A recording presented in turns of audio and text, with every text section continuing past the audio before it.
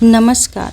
प्रस्तुत है सुभद्रा कुमारी चौहान द्वारा लिखी गई कहानी दृष्टिकोण। निर्मला विश्व प्रेम की उपासिका थी। संसार में सबके लिए उसके भाव समान थे। उसके हृदय में अपने पराये का भेदभाव न था। स्वभाव से वह मिलनसार, सरल, हंसमुख और नेक थी। साधारण पढ़ी लिखी थी। अंग्रेजी में शायद मैट्रिक पास थी, परंतु हिंदी का अच्छा ज्ञान था। साहित्य के संसार में उसका आदर था और कान्य कुब्ज की वह एक मनोहारिणी कोकिला थी। निर्मला का जीवन बहुत निर्मल था। दूसरों के आचरण को सदा भलाई की ही नज़र से देखती। यदि कोई उसके साथ बुराई भी करने आता तो निर्मला यही सोचती, कदाचित उद्देश्य बुरा न रहा हो, भूल से ही उसने ऐसा किया हो। पतितों के लिए भी उसका हृदय उदार और क्षमा का भंडार था।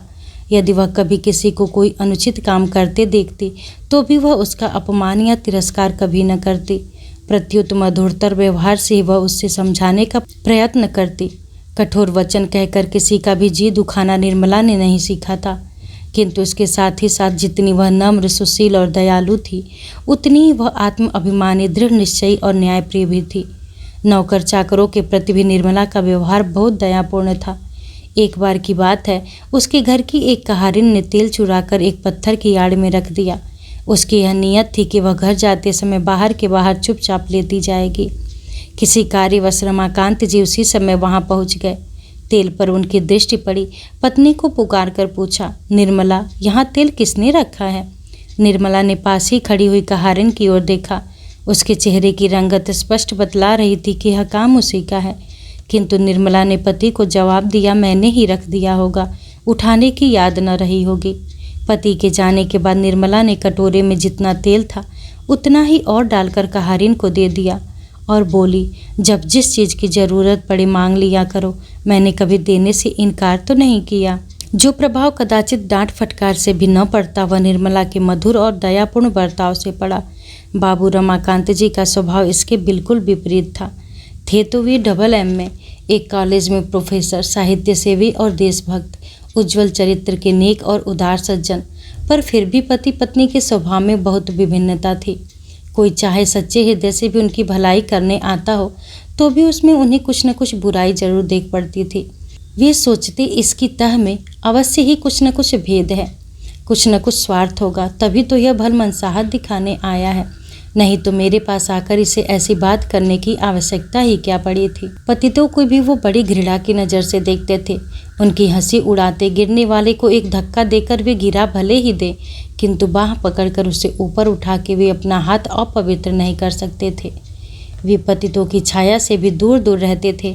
अपने निकट संबंधियों की भलाई करने में यदि दूसरे की कुछ हानि भी हो जाए तो उन्हें इसमें अफसोस न होता था। वे सज्जन होते हुए भी सज्जनता के कायल न थे। कोई उनके साथ बुराई करता तो उसके साथ उससे दूनी बुराई करने में उन्हें संकोच न होता था। पति पत्नी दोनों को अलग खड़ा करके यदि ढूंढा जाता, अवगुण के नाम से उनमें तिल भर के बराबर भी धब्बा न मिलता। बाह्य जगत में उनकी तरह सफल जोड़ा, उनके सदृश सुखी जीवन कदाचित बहुत कम देख पड़ता। दूसरों को उनके सौभाग्य पर ईर्ष्या होती थी। उनमें आपस में कभी किसी प्रकार का झगड़ा या अप्रिय व्यवहार न होता। फिर भी दोनों में पद पद पर मतभेद होने के कारण उनका जीवन सुखी न रहने पाता था। शाम सुबह निर्मला दोनों समय घर के कामकाज के बाद मील मील तक घूमने के लिए चली जाती थी। इससे शुद्ध वायु के साथ साथ कुछ समय का एकांत मिलता, जो उसे कोई नई बात सोचने या लिखने के लिए सहायक होता। किंतु निर्मला की सास को बहू की यह हवाखोरी न रुचती थी। उन्हें यह संदेह होता था कि यह घूमने के बहाने न जाने कहाँ कहाँ जाती होगी, न जाने किससे मिलकर क्या क्या बातें करती होगी। प्रायः वह देखा करती कि निर्मला किधर से जाती है और कहाँ से लौटती है। एक बार उन्होंने पूछा भी, तुम गई तो इधर से थी, उस ओर से कैसे लौटी? निर्मला इसका क्या जवाब देती, हंस कर रह जाती। किंतु निर्मला की सास बहू की इस चुप्पी का दूसरा ही अर्थ लगाती। उन्हें निर्मला का आचरण पसंद न था। उसके चरित्र पर उन्हें पद पद पर संदेह होता, किंतु इन मामलों में जब वह स्वयं रमाकांत को ही उदासीन पाती तो उन्हें भी मन महसूस कर रह जाना पड़ता था, क्योंकि रमाकांत के सामने भी निर्मला घूमने निकल जाती और घंटों बाद लौटती।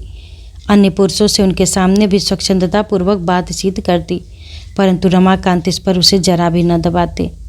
किंतु कभी कभी जब उन्हें बर्दाश्त न होता तो वे रमाकांत से कुछ न कुछ कह बैठती, तो भी वे यही कहकर कि इसमें क्या बुराई है टाल देते। उनकी समझ में रमाकांत इस प्रकार माँ की बात न मानने के लिए पत्नी को सह देते हैं, इसलिए वे प्रत्यक्ष रूप से तो निर्मला को अधिक कुछ न कह सकती थी, किंतु अप्रत्यक्ष रूप से कुत्ते बिल्ली के बहाने ही सही अपने दिल का गुबार निकाला करती। निर्मला सब सुनती और समझती, किंतु वह सुनकर भी न सुनती और जानकर भी अनजान बनी रहती। वह अपना काम नियम पूर्वक करती रहती। इन बातों का उसके ऊपर कुछ भी प्रभाव न पड़ता। कभी कभी उसे कष्ट भी होता, किंतु वह उसे प्रकट न होने देती। वह सदा प्रसन्न रहती, यहाँ तक कि उसके चेहरे पर सिकन तक न आती। वह स्वयं किसी की बुराई न करना चाहती थी, उसके विरुद्ध चाहे कोई भी करता रहे। एक दिन कॉलेज से लौटते ही रमाकांत ने कहा, आज एक बड़ा विचित्र किस्सा हो गया निर्मला। क्या हुआ? निर्मला ने उत्सुकता से पूछा। घृणा का भाव प्रकट करते हुए रमाकांत बोले, हुआ क्या? यही कि तुम्हारी बिट्टन को न जाने किससे गर्व रह गया है और अब 4-5 महीने का है। बात खुलते ही आज वह घर से निकाल दी गई। उसके मायके में तो कदाचित कोई है ही नहीं, सड़क पर बैठी रो रही है। बिट्टन बाल विधवा थी, जन्म ही की दुखिया थी, इसलिए निर्मला सदा उससे प्रेम और आदर का व्यवहार करती थी। बिट्टन की करुणाजनक अवस्था से निर्मला कातर हो उठी। उसने रमाकांत जी से पूछा, फिर क्या हुआ? अब वह कहाँ जाएगी? रमाकांत जी ने उपेक्षा से कहा, कहाँ जाएगी? मैं क्या जानूं, जैसा किया वैसा भोगेगी। निर्मला के मुंह से ठंडी आह निकल गई। कुछ देर बाद न जाने क्या सोचकर वह दृढ़ स्वर में बोली, तो मैं जाती हूँ, उसे लिवा लाती हूँ। जब तक कोई दूसरा प्रबंध न हो जाएगा वह मेरे साथ ही रह जाएगी। रमाकांत घबराकर बोले, नहीं, ऐसी बेवकूफ़ी मत करना। उसे अपने घर लाकर क्या अपनी बदनामी करवानी है? तुम्हें तो कोई कुछ न कहेगा, सब लोग मुझे ही बदनाम करेंगे। निर्मला ने दयाद्र भाव से कहा, अरे तो इतनी छोटी छोटी सी बातों से क्यों डरते हो? परमात्मा तो हमारे हृदय को पहचानेगा। मुझे तो उसकी अवस्था पर बड़ी दया आती है। तुम कहो तो मैं अभी जाकर उसे लिवा लाऊं। रमाकांत के कुछ बोलने के पहले ही उसकी माँ बोल उठी, ऐसी औरतों का तो इसे बड़ा दर्द होता है।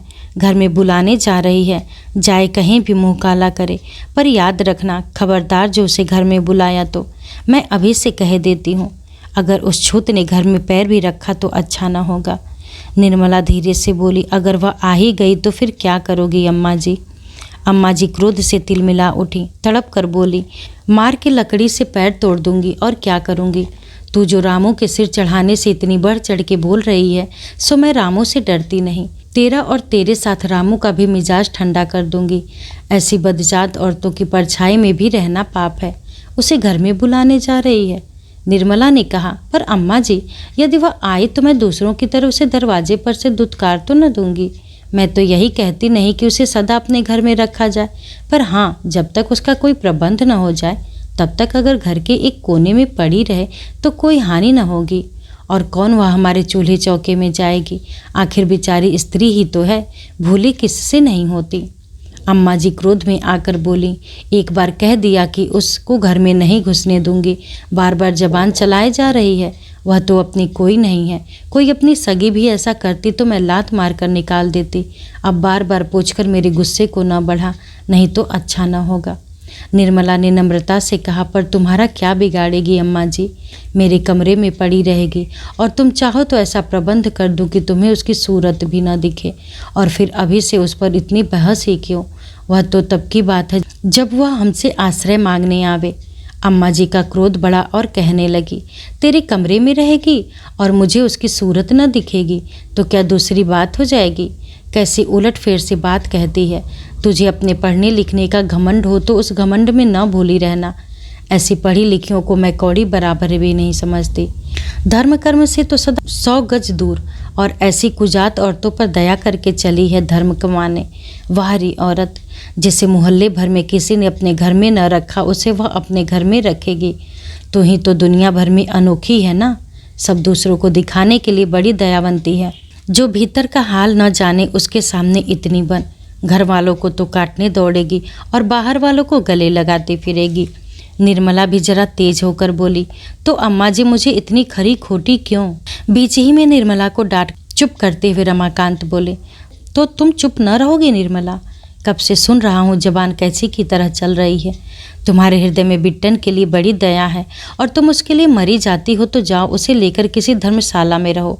मेरे घर में तो उसके लिए जगह नहीं है। निर्मला को भी अब क्रोध आ चुका था।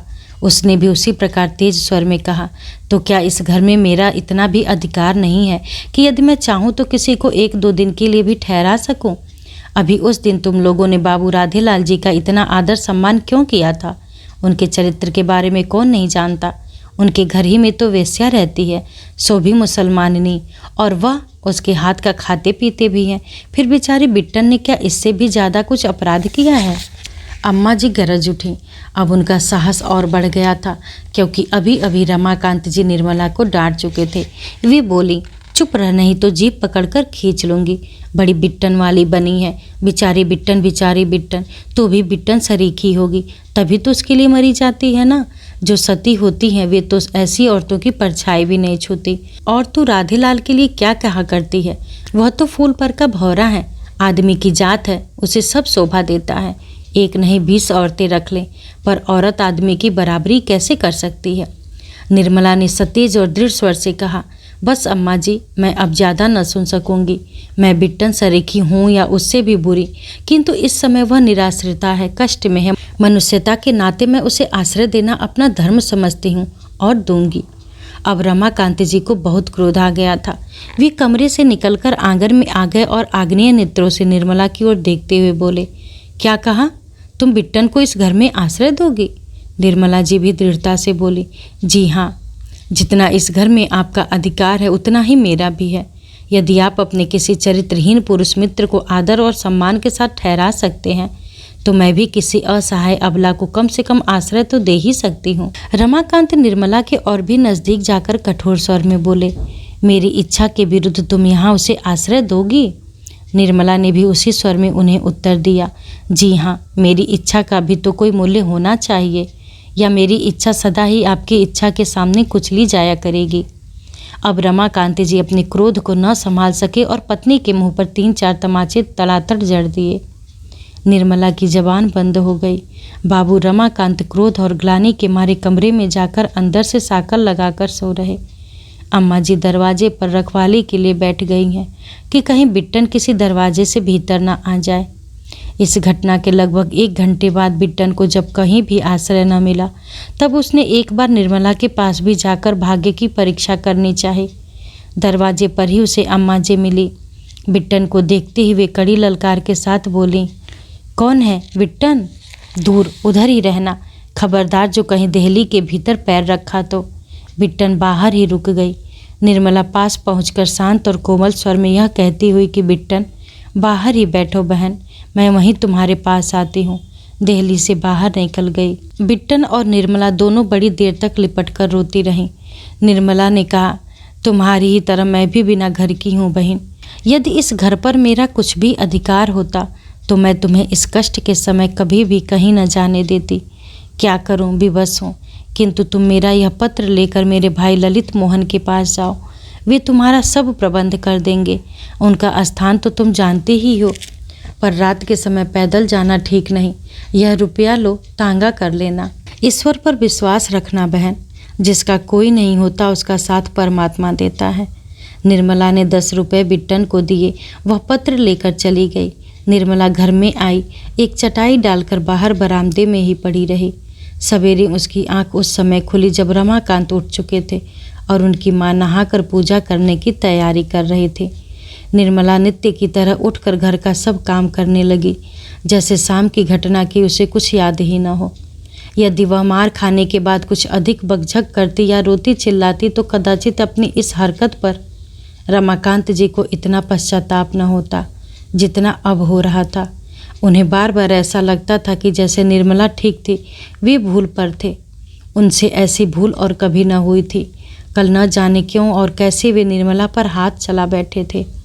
उनका व्यवहार उन्हीं को 100 बिच्छुओं के दंशन की तरह पीड़ा पहुंचा रहा था। वे अवसर ढूंढ रहे थे कि कहीं निर्मला उन्हें एकांत में मिल जाए तो वे पश्चाताप के आंसुओं से उसके पैर धो लें और उससे क्षमा मांग लें। किंतु निर्मला भी सतर्क थी। वह ऐसा मौका ही न आने देती थी। बहुत बच बच कर घर का काम कर रही थी। उसके चेहरे पर कोई विशेष परिवर्तन न था। न तो यही प्रकट होता था कि खुश है और न यही कि नाराज है। हाँ, उसमें एक ही परिवर्तन था कि अब वह उसके व्यवहार में हुकूमत की झलक न थी। वह अपने को ही उन्हीं 2-3 नौकरों में से एक समझती थी, जो घर में काम करने के लिए होते हैं मगर जिनका कोई अधिकार नहीं होता।